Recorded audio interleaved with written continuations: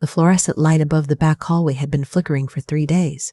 I kept meaning to call someone about it. I kept writing it on my mental list, and then crossing it off because there was always something more urgent. The linen order that came in wrong. The new sommelier who needed shadowing. The reservation system that crashed every time rain was in the forecast.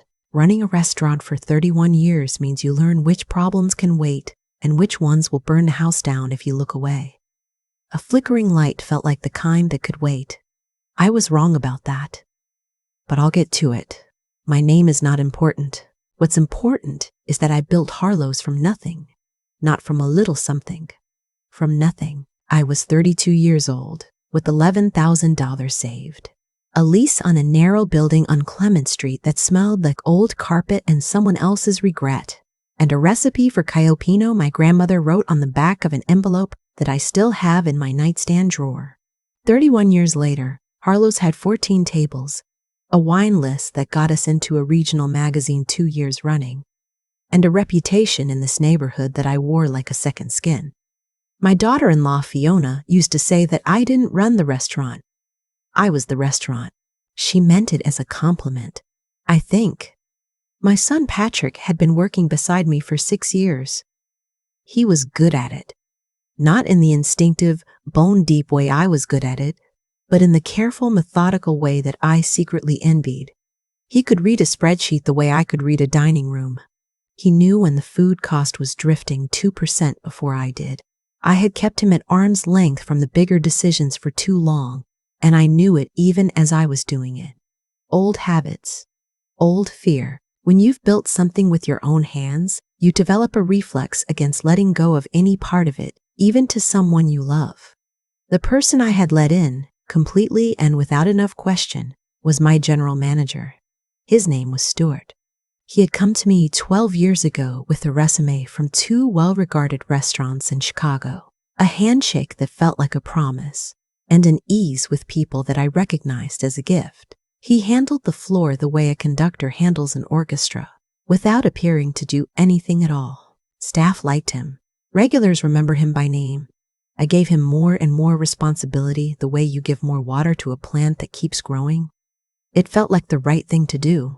What I did not know, what I could not have known, or so I told myself later, in the months when I was trying to decide how much of this was my fault, was that Stuart had been in quiet conversations with a restaurant group out of Portland for almost 2 years, a group that wanted to expand into San Francisco, a group that had identified Harlow's not for its food or its reputation, but for its lease, Clement Street real estate, transferable liquor license. The work of 31 years reduced, in someone else's calculation, to its transferable assets. I found out because of a broken ice machine and a man named Curtis who had been fixing things in this neighborhood for 20 years. It was a Wednesday in November, the kind of November day that San Francisco does better than anywhere. Cool and still, the light coming in sideways through the west-facing windows around 4 in the afternoon like something out of a painting. We were 3 weeks from Harlow's 31st anniversary, not a round number, not a milestone that warranted a party or a write-up. But I had been thinking about it the way you think about any year that passes, with gratitude and a low hum of anxiety about whether there would be a 32nd. I had left early, a rare thing. I had a dentist appointment at 3 and told the afternoon crew I wouldn't be back until service. I drove home, sat in my car in the garage for 10 minutes doing nothing in particular, then drove back. I couldn't explain it then, and I still can't entirely. Something unfinished feeling, the kind that isn't attached to a task. Curtis's van was parked at the side entrance. He had been in the week before about the ice machine, a bearing that needed replacing, which meant ordering a part, which meant a second visit. I had forgotten he was coming back today. I was walking toward the front door when he came out of the side entrance carrying his toolbox and nearly ran into me. He stopped. He looked at me, and then he looked back at the door, and something moved across his face that was not quite discomfort and not quite alarm. It was the expression of a man who knows something he isn't sure he should say. "Ms. Harlow," he said. He always called me that, even though I had told him 100 times to call me June. "You heading in the front? That was the plan," I said. He set his toolbox down on the sidewalk. He glanced toward the front windows. Then he looked back at me and lowered his voice just slightly, the way you do when you're not sure who else might be listening. "I'd go around the back if I were you," he said.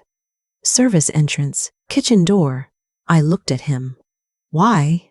He picked up his toolbox. "I'm not going to tell you what to do," he said, "but I'd go around the back." He held my gaze for just a moment, and in that moment, I understood that he was serious and that he wasn't going to say anything more. "Ice machine's all set," he added, and walked to his van. I stood on the sidewalk for what felt like a long time but was probably 15 seconds. I went around the back. The kitchen entrance at Harlow's opens to a short corridor that runs past the dry storage room and the office before it opens into the main kitchen. I had walked that corridor so many times that my feet knew it in the dark. The kitchen was empty. Prep didn't start until 5. But the office door was half open and I could hear voices. I stopped in the dry storage doorway. Stuart's voice first, which I recognized immediately. Lower than usual, the tone he used on phone calls he didn't want overheard, which I had noticed before without ever examining. Then a voice I didn't recognize. A man, confident, the particular cadence of someone accustomed to being the most important person in any room he entered. I stood very still. What I heard over the next 4 minutes I have replayed so many times since then that I am no longer certain where my memory ends and my reconstruction begins. But the substance of it has never changed, because some things embed themselves too deep to distort. The man on the phone, I would learn later his name was Fordham, that he ran the restaurant group's acquisition arm, was going over a timeline. He said the number, what they were prepared to offer for the lease assignment and the license transfer. It was not a small number. It was, in fact, a number that made something in my chest go quiet in a way that felt like being held underwater. And then Stuart said, "She won't take it voluntarily. You know that." There was a pause. "The minority stake approach," Stuart said. "If we can get her to sign the operating agreement amendment, she's diluted enough that the board vote forces the sale. She trusts me with the paperwork. That's never been an issue." Another pause. 3 weeks, Stuart said. "The anniversary event. Everything's already in motion for it. She's going to be distracted and sentimental. It's the right time." I reached out and put my hand on the shelf beside me. Not to steady myself, just to feel something solid. Fordham said something I couldn't make out. "She won't see it," Stuart said. "She sees what she expects to see. That's how it's always been." I stood in the dark of the dry storage room with my hand on a shelf of canned tomatoes, and I made myself breathe very slowly. And I thought, 31 years. Then I thought, not yet. I backed out of the corridor, the way I had come, and walked to my car and sat inside it and did not cry. I wanted to. There was something sitting in my sternum that wanted to become tears. But I held it there because I needed to think, and I needed to think clearly. And I had learned a long time ago that clarity and tears take turns. I called Patrick. He was there in 20 minutes. He sat in the passenger seat and I told him everything, beginning with Curtis on the sidewalk and ending with Stuart's voice saying she sees what she expects to see. I watched his face as I talked. He went through 3 or 4 emotions in quick succession. Disbelief, anger, something that looked like protectiveness, and then settled into something steady and focused, which was the thing about Patrick I had always underestimated. He was methodical under pressure. I was not. "Has he given you anything to sign recently?" Patrick asked. I thought about it. He left something on my desk last week, an operating agreement amendment. He said it was a standard vendor terms update. I hadn't signed it yet. Patrick looked at me. "Where is it?" "On my desk, under the linen inventory." "Don't touch it," he said. "Don't move it, don't sign it, don't let him know you found it." He was already reaching for his phone. "I'm calling our attorney, right now, tonight. Patrick, Mom." He said it quietly. "I've got this. Let me have this one." I looked at my son, at the set of his jaw and the steadiness in his eyes. And I thought about all the times I had pulled decisions back toward myself when he was reaching for them. The small, reflexive contractions of a woman who had learned to trust no one with her own work. I thought about what that might have cost him. "Okay," I said. "Our attorney, a sharp woman named Doreen, who I had worked with for 15 years, met us at her office at 7 that evening. I brought the operating agreement amendment, which Patrick retrieved carefully while Stuart was running front of house for dinner service. Doreen read it twice. Then she set it down and looked at me over her glasses. If you had signed this, she said, you would have relinquished majority decision-making authority over lease and licensing matters. There's a clause on page 4 that looks like standard indemnification language and is not." I stared at the paper. "It's well done," she said, not admiringly. "Someone with real legal knowledge put this together. It wasn't Stuart working alone." We spent 2 hours in that office. Doreen outlined what we could do and in what order, and what we needed to document before we moved. The phrase she used was surgical and fast. She said we had a narrow window before Stuart expected the amendment signed, and before whatever Fordham had set in motion for the anniversary event could proceed. "How narrow?" I asked. 72 hours, she said, to do this right. I drove home that night and sat in my kitchen at the table where I had eaten breakfast every morning for 22 years, and I let myself feel it. All of it. The betrayal of someone I had fed on staff meal, whose birthday I had remembered, who had sat in that same kitchen once during a hard winter and told me Harlow's was the best place he'd ever worked. I let myself feel the humiliation of she sees what she expects to see. I let myself feel the anger. And then I went to bed, because the next 72 hours were going to require every version of myself that I had. What happened over those 3 days is not a simple story, but here is the shape of it. Doreen contacted a forensic accountant she trusted, who spent the first 24 hours with 6 months of Harlow's financial records. What emerged was not just the legal maneuvering with the operating agreement. It was a pattern of redirected vendor credits, small amounts, irregular intervals, the kind of thing that disappears inside a busy month's numbers, totaling just over $40,000 across 2 years. Money that had moved in a direction it had no business moving. On the second day, Patrick sat down with our 2 longest-serving staff members, our head chef, a woman named Albright who had been with us for 9 years, and our front-of-house manager, a young man named Tio who had started as a busser and worked his way up over 5 years. Patrick told them what we knew. I had worried about this. I had worried they would feel impossible loyalty to Stuart, who they worked with every day, who was charming and competent and present in ways that I, as the owner, sometimes was not. Albright looked at Patrick for a long moment. Then she said, "I always wondered about those vendor invoices. The ones he handled himself instead of routing through the system. I asked once and he explained it and I dropped it because I didn't want to make trouble." She paused. "I shouldn't have dropped it." Tio said something simpler. He said, "Whatever you need." On the evening of the second day, Fiona came to the house. My daughter-in-law, who I had kept slightly at arm's length for reasons I am not proud of. A proprietary reflex. An unfounded sense that her influence on Patrick might dilute something I couldn't name. She came and sat across from me and said she had been going through the social media accounts for Harlow's because she managed them as a favor and she had found something. Stuart had been using the restaurant's Instagram account to quietly signal to the Portland group, geographic tags on certain posts, a pattern of check-ins at specific locations that corresponded to meeting dates if you knew what you were looking for. I had not known to look for that. Fiona had. I looked at her across the table in my kitchen, and I thought about all the ways I had withheld credit and trust from the people closest to me, and I felt something shift that has not shifted back. On the morning of the third day, Doreen filed. Stuart arrived at Harlow's at 10 that morning as he always did. He came in through the front, which was his habit, and he was halfway to the office when he found Patrick standing in the corridor with Doreen beside him and a man from the district attorney's economic crimes unit. And he stopped.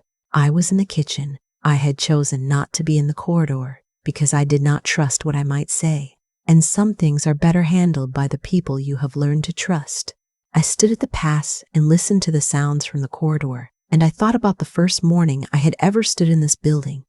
The old carpet smell, the narrow windows, the envelope with my grandmother's recipe tucked into my jacket pocket, and I thought about the 31 years of mornings between that one and this one. I heard the front door close. Patrick came into the kitchen. He looked at me and nodded once, and I nodded back, and that was enough. The 31st anniversary dinner happened as planned. 14 tables, everyone full. Albright made cioppino from my grandmother's recipe, the way she did every year on that night. Teo moved through the dining room with the ease of someone who has learned that a room is something you can hold in your hands if you pay attention. Patrick worked the floor beside me properly this time, with real authority, making decisions I watched him make and did not second guess. I had to catch myself twice. Old reflexes. But I caught them. Fiona sat at the bar at the end of the night and had a glass of wine, and I sat beside her. And we talked in a way we had not talked before. Directly, without the glass wall I had installed without ever meaning to. She told me she had always wanted Harlow's to feel like hers too, just a little. Not to own it, just to be part of it. I had not understood until that moment how much I had withheld that from her. I told her I was sorry.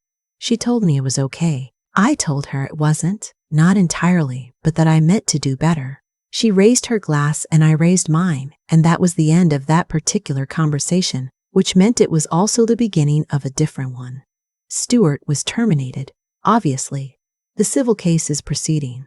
Fordham's group sent a letter through counsel that was, in its way, an apology.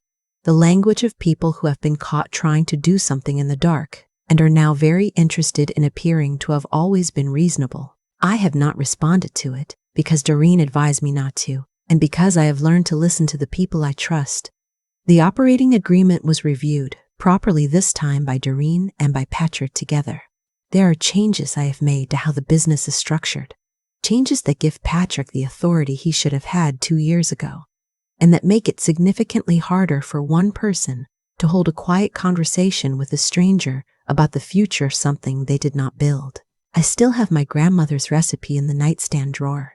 Some things you don't change. What I think about, sometimes late at night when the restaurant is closed and I'm doing the thing I'm not supposed to do.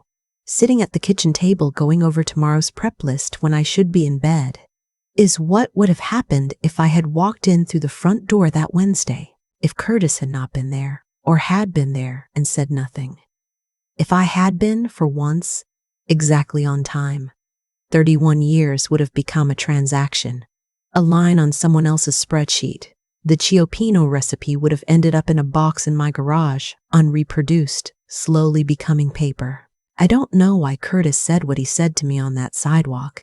I have thought about asking him the next time his van is parked outside, but I think I already know the answer. He had been coming to this building for 20 years. He knew what it was. Some things you protect not because you're obligated to, but because you understand their value in a way that doesn't require explanation. I kept the restaurant. I kept the 31 years.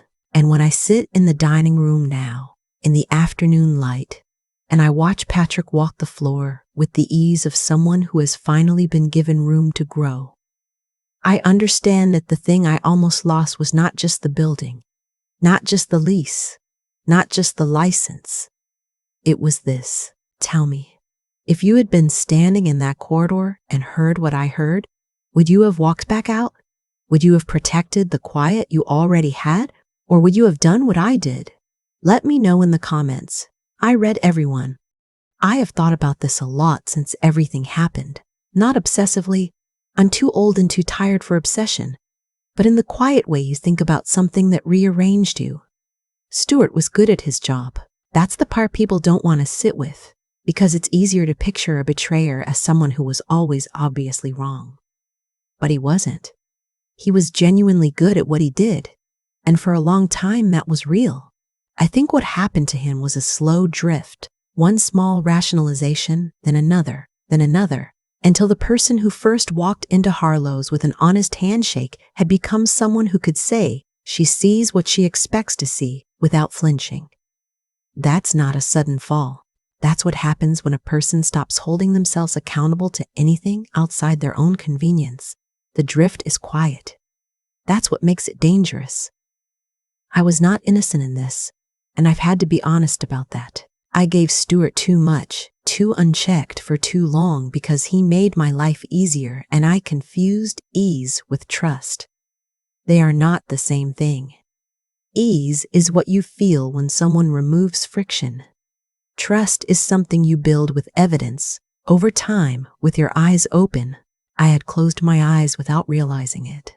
And Patrick, I think about what I cost my son by holding the reins so tightly year after year. He was capable. He had been capable for a long time. But I kept him at a careful distance from the real decisions because I had confused protecting the restaurant was protecting my own sense of control over it. What I called caution was, if I'm honest, fear dressed up in reasonable clothes. Fear that if I let go, even a little, something I loved would become unrecognizable. What I didn't understand was that the thing that was slowly becoming unrecognizable was my relationship with my own son. Fiona found the pattern in the social media posts. That detail still gets me. I had spent years keeping a careful, pleasant distance from her, and she walked into the worst week of my professional life and handed me the piece I didn't have. People show you who they are when the stakes are real. I had not given her enough real stakes before that week to show me anything. What I know now is this. The people who stand with you when it costs them something are worth 10 of the people who are pleasant when it costs them nothing. Patrick stood with me. Fiona stood with me. Albright, who had swallowed a question years ago and never forgave herself for it, stood with me. Curtis, who owed me nothing at all, stood on a sidewalk and said 4 words that saved 31 years of my life. You cannot manufacture that kind of loyalty. You can only earn it, slowly, by being the kind of person whose work is worth protecting. And then you have to be willing to actually see the people around you. Not the roles they fill, not the way they make your days easier or harder, but the actual people. I had not been doing that well enough. I'm trying to do it better now. The restaurant is still standing. So am I.